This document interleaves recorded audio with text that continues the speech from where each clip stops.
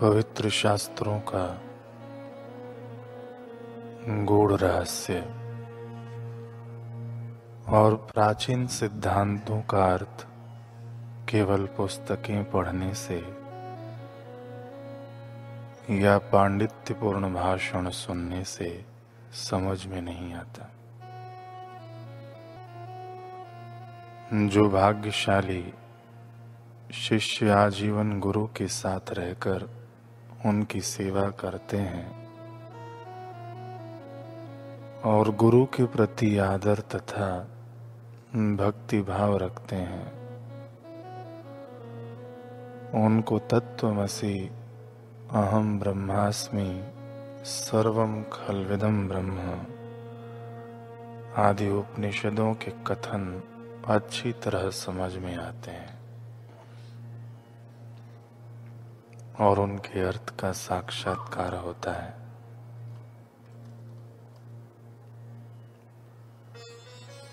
गुरु कृपा आत्मा का अंतर्दर्शन कराती है। अनेक बार की विनती और कठिन कसौटी के बाद ही सद्गुरु अपने विश्वसनीय शिष्य को उपनिषद की रहस्य विद्या प्रदान करते हैं। उपनिषद की परंपरा के मुताबिक आचार्य ब्रह्म विद्या का रहस्य अपने योग्य पुत्र अथवा तो विश्वसनीय शिष्य को ही दे सकते हैं और किसी को भी नहीं। फिर वह चाहे कोई भी हो और चारों ओर से पानी से आवृत वैभव से समृद्ध सारी पृथ्वी गुरु को देने के लिए तैयार हो।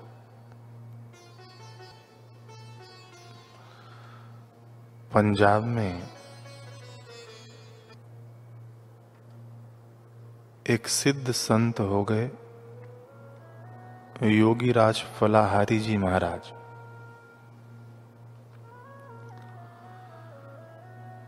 आपका जन्म संवत 1924 में लुधियाना के सतलज नदी पर बसे शेरपुर नामक गांव में हुआ था।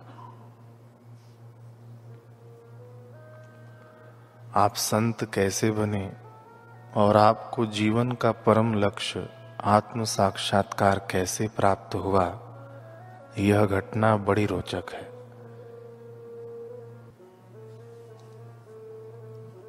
बाईस साल के युवा अवस्था में घर छोड़कर भगवत प्राप्ति की तीव्र प्यास हृदय में लिए पूर्ण गुरु की तलाश में आप गली गली गांव गांव पागलों की तरह घूम रहे थे।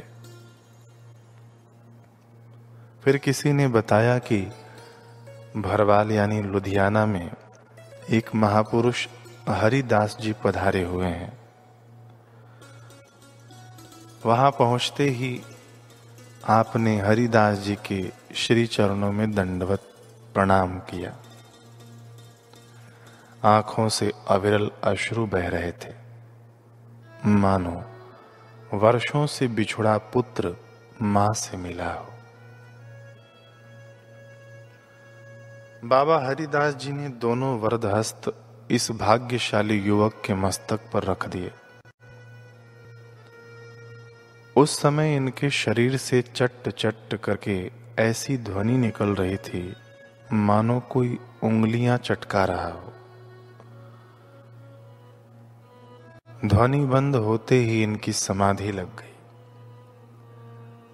आधे घंटे के पश्चात जब नेत्र खुले तो नेत्रों में एक प्रकार की मादकता थी। मुरझाया चेहरा खिल उठा था,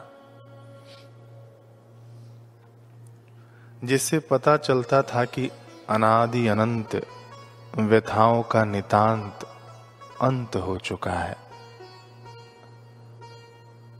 और हृदय किसी लोकोत्तर आनंद में निमग्न है।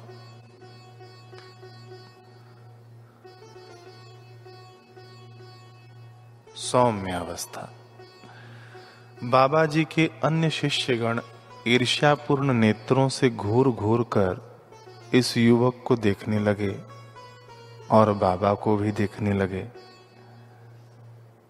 अब एक शिष्य से रहा नहीं गया, वो बोल ही पड़ा, बाबा जी, हम लोगों को 12-12 वर्ष आपकी सेवा करते हो गए, हमें कोई कुछ न मिला। अभी जो छोकरा चलता चलता आया उस पर बिना जान पहचान के आपने इतनी दया कर दी, इसका कारण मैं नहीं समझा।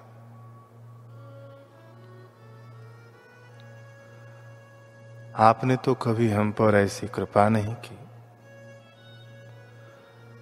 बाबा हरिदास जी मुस्कुराकर बोले कि मैं तो लोहा हूं, कोई भी चुंबक बनकर अपनी ओर खींच सकता है।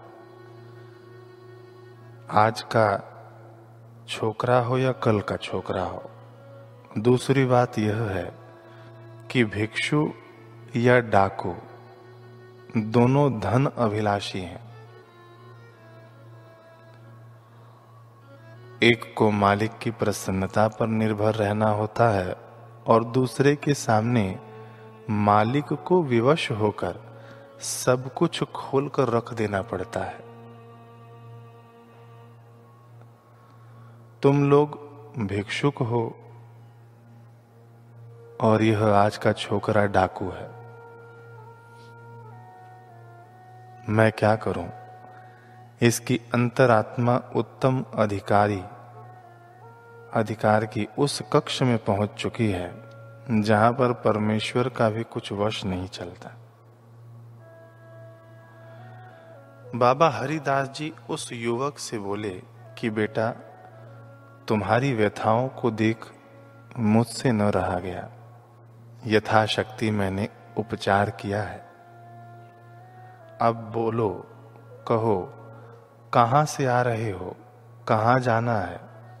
युवक ने कहा, महाराज, मैं आया हूं संसार वन दावा अग्नि के धधकते ज्वालाओं में से। जाना बस श्री चरणों तक था, अब पहुंच गया। अब यहां से मुझे कहीं जाना नहीं है। आपका शिष्य बनकर अपने जीवन को सफल करूंगा। तब बाबा ने कहा कि मैं शिष्य नहीं बनाता हूं युवक। युवक ने कहा कि आप शिष्य नहीं बनाते हो तो यह सब आपके समक्ष कौन बैठे हैं? बाबा जी ने कहा, ये तो सब मेरे गुरु हैं। इतने पर एक शिष्य चिढ़कर बोला, बाबा जी, मांगने वाले को यदि कुछ देते नहीं तो न सही, आपने हमें भिक्षुक तो ठहरा दिया। आप हमें कुछ देते तो न सही, परंतु पत्थर क्यों मारते हो?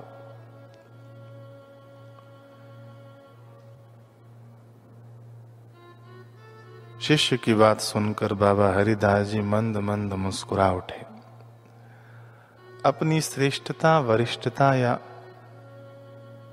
अभिमान रखने वाले दूसरे शिष्य पीछे रह गए और परमात्मा प्राप्ति की तीव्र पिपासा वाला यह नवयुवक बाबा हरिदास जी की कृपा पचाकर धन्य धन्य हो गया। यही युवक आगे चलकर महात्मा फलाहारी जी के नाम से प्रख्यात हुआ।